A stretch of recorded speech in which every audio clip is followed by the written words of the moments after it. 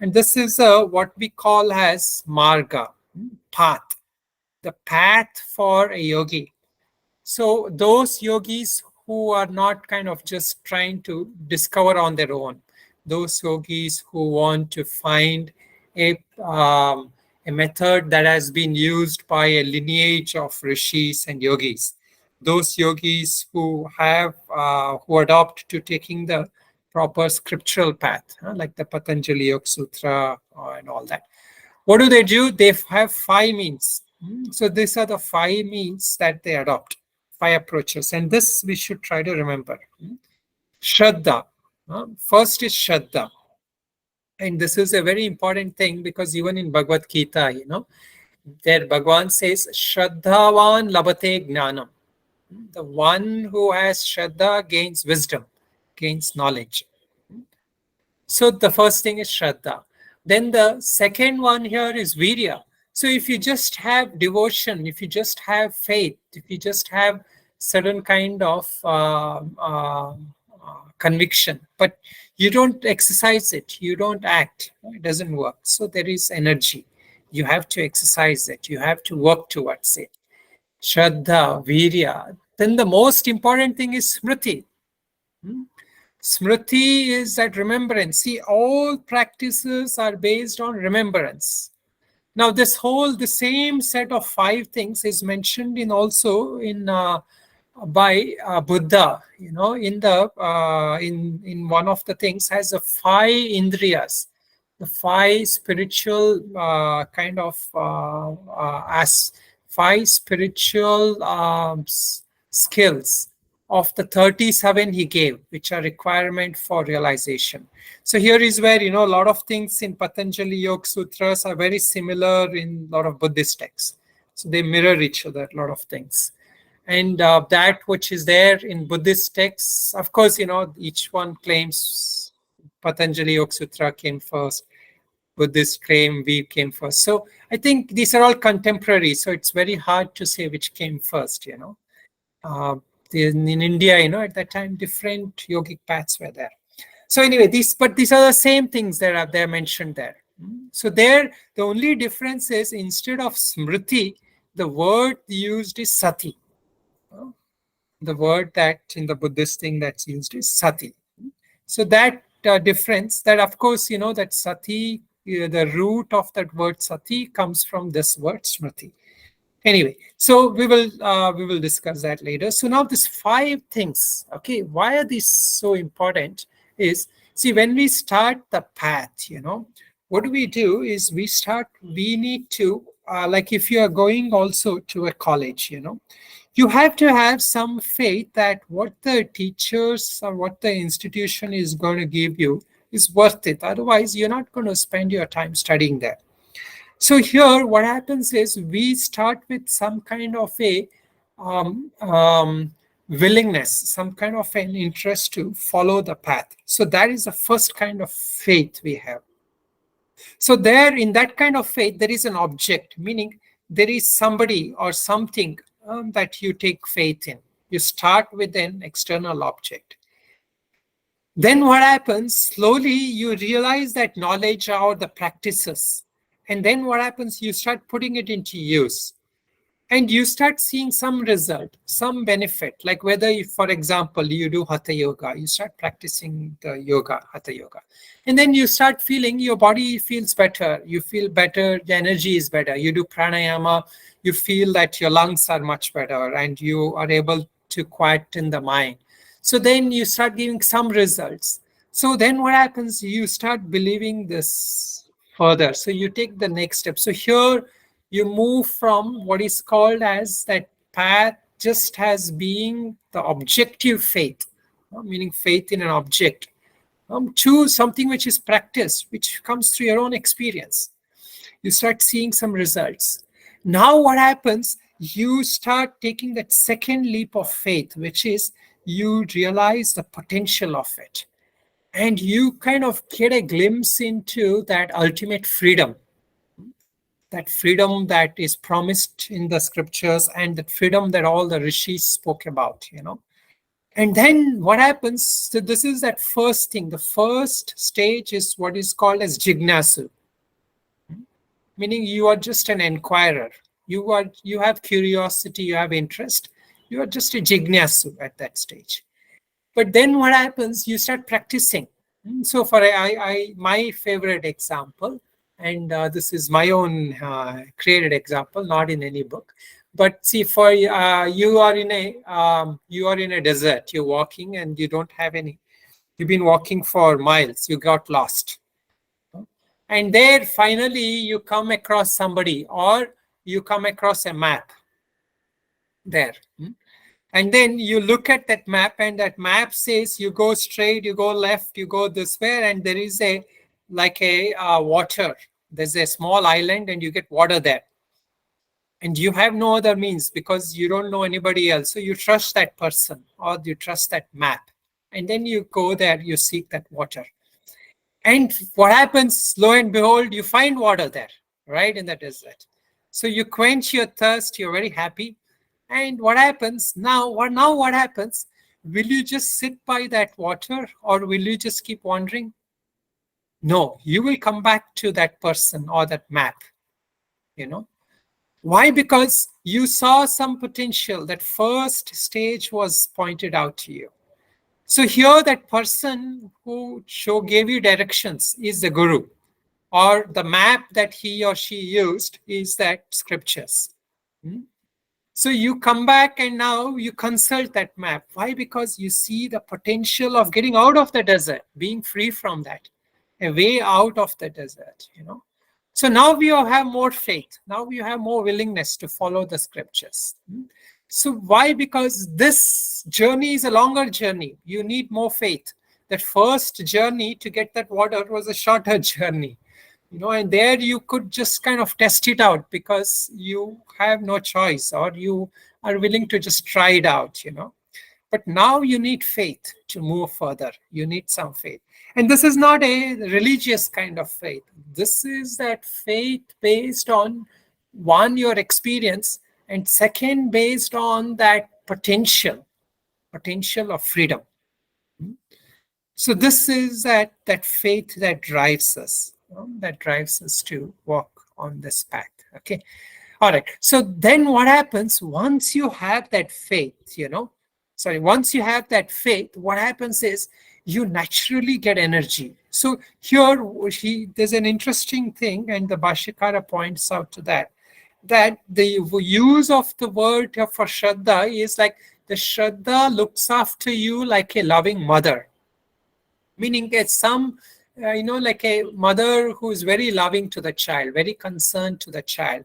There's like a feminine aspect, meaning that is some kind of an unconditional aspect. That faith that is mentioned here, it's like it looks after you. It takes care of you.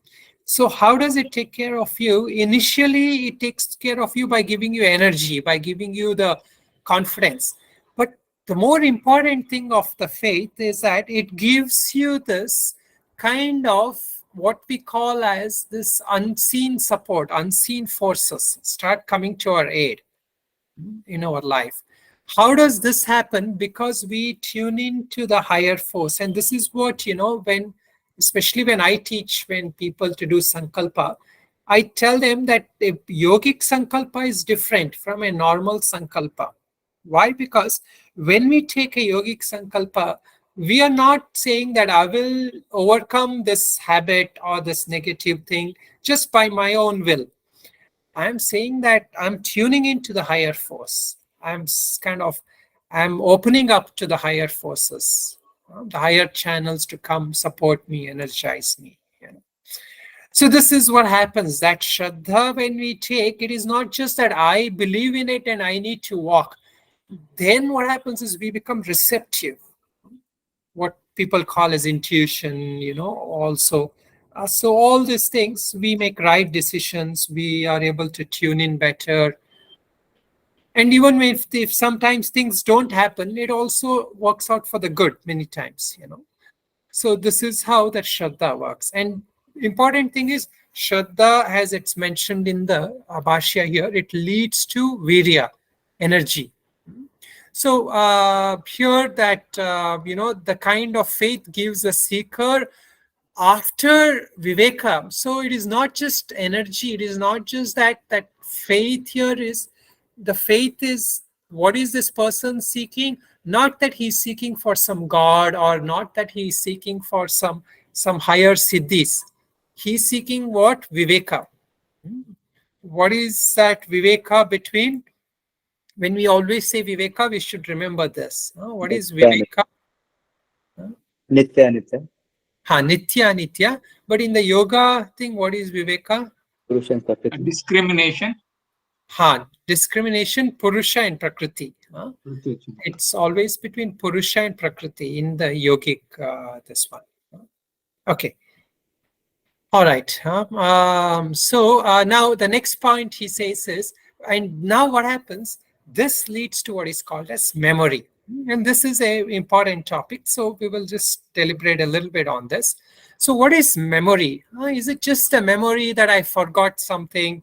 Like I have to wake up in the morning and I have to, I don't know, maybe like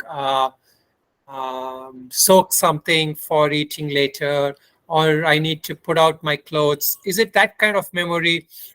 So here, when we talk about Smriti, this is that Smriti is that wisdom, that highest wisdom. What is this highest wisdom here? And this is also in the Bhagavad Gita, in the last aspect of the dialogue, when the Lord has given all the teachings, when Bhagavan has given all the teachings, and Arjuna comes to wisdom. The first expression of his wisdom, he says, is Nasto Moha Smritir Labda. My delusion is gone and I've regained memory. So here, when we really look at it, what is the memory that he gained?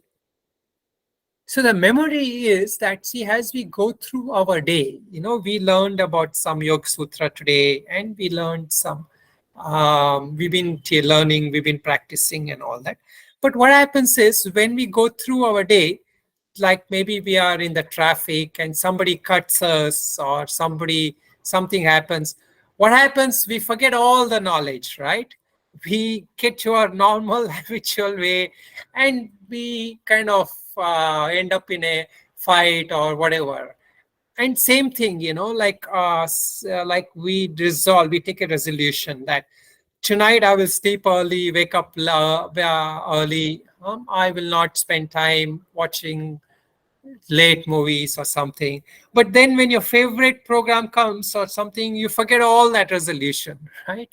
So what has happened there? What is it that you've forgotten? So important thing is, of course, you've forgotten the teaching, you've forgotten your resolution, you've forgotten all your practices, everything. But most importantly, what we have forgotten is we have forgotten our true nature. We have forgotten who we truly are. Then what happens? We start identifying like a body-based person or a mind-based person. So this is what it says. This is what is the job of Prakriti. What is Prakriti doing is, it is trying to keep us occupied in all its amusements, And the more we try to abide in consciousness, the more we try to abide in our own stillness, like for some, it's like some children, right? You ask them, you tell them like, okay, you sit quiet and I'll give you some chocolate, some treat and all that, right? So they'll sit for a minute. Said, okay, I sat for half a minute. Give me the chocolate, So this is how it is, right? Like we kind of think that why are we sitting quiet? Why are we coming into this restlessness? We're coming out of restlessness. We feel that is unnatural. What is unnatural is actually this outgoing mind is unnatural. This restless activity of the mind is a unnatural thing. What is natural is actually that silence, that sitting in silence. So even here too, right? Like many times, for many of us sadhu, the practice is that we sit by the Ganga, and especially if it's not winter time, you just sit by there, and then you just sit there. You can meditate, you can do japa, but you just sit there. But if you really look at especially here in some city, in kind of these areas here, people are not able to even sit for 2 minutes, even by the Ganga, They will need some music, they will need some entertainment, they will, why? Because that thing to just sit there and appreciate and be in that presence of Himalayas, Gangas, it seems unnatural. So why? Because this smriti is gone. This memory is gone.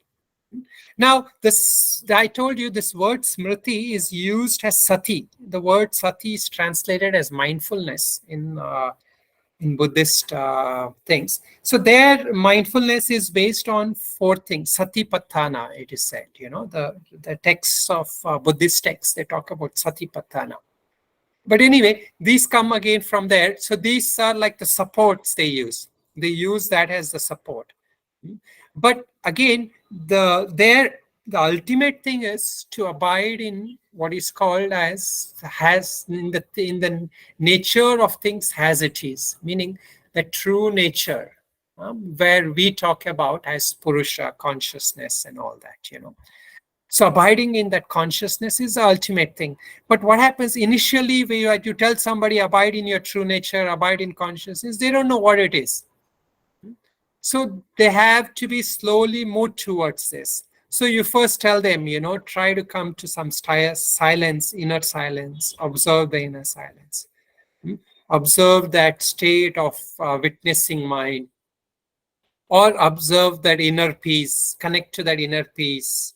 And here also, or sometimes we give mantras, why? Because that eventual thing is you are able to remember that mantra again and again and again, And what happens when you keep remembering the mantra again and again, you remember why that mantra is also chanted. That mantra is shabda. Shabda is word. That shabda has to bring you to artha. Artha meaning that meaning or that essence of that word. And shabda, artha, gnana. That final thing that mantra leads you is to wisdom, that essence of that. So this is what. So what do you do? Like your mind tends to go out, then use the mantra or use that kind of the thoughts which we discuss, keep doing mananam on those thoughts. Why? Because these thoughts also has the potential to lead us back to wisdom. Okay, so this is the Smriti, and this is the most important thing. So there are a couple of things in the Hariharananda's commentaries, and I'll just mention that. He says, without Smriti sadhana, this is in the comment, not in the commentary, it is in the sub-commentary, the Tika, and it is probably the 4th or 5th, in the Smriti, 3rd is Smriti, and then the 4th para. He says in the beginning of that, without Smriti sadhana. So he calls it as Smriti sadhana only. Pure consciousness cannot be realized. So this is a big statement he makes, meaning this is almost like one of the most important sadhana. I mean, of that 5 things, this is the most important. Pure consciousness cannot be realized. Cultivation of memory can be practiced in the midst of all activities, even while walking, sitting, or lying down. If when we are engaged in worldly pursuits, we can keep in mind the object of spiritual contemplation and carefully notice that it is never absent from the mind, we may be said to be working, established in a yogic state. So this is a good point. I mean, all of you can read it, but I want to move on to the next paragraph where he says, for purpose of developing and preserving memory, careful practice is necessary. And then he goes on to say, in Bodhi Charvata, it has been said that constant watchful observation, which we went through that. Okay. There's one more point I want to mention, and that is the last paragraph before he talks about the 4th point, Sraddha leads to Virya. Before that, the 2 lines before that, he says, the complete arrested state of mind, which is affected after acquiring discriminative enlightenment. And what is discriminative enlightenment? He says, that is Smriti about the seer. So this is, remember the third sutra, Tada Drishta Swarupe Avasthanam, where the seer abides in himself or herself. So here he says, Smriti about the seer, the reflector of the ego, is the state leading to attainment of kaivalya or liberation. Okay, so this is the most important point. Now, the other two things, which is samadhi and prajna. Samadhi here is about concentration. So another aspect of sadhana is once you have gained that, once you're able to work with memory, smriti, then the constant memory leads to concentration. So this is something to think about. How does constant memory leads to concentration or deeper abidance in samadhi? But anyway, it will come also later. And then the last factor is that abidance in that truth, that samadhi leads to what is called as prajna, wisdom.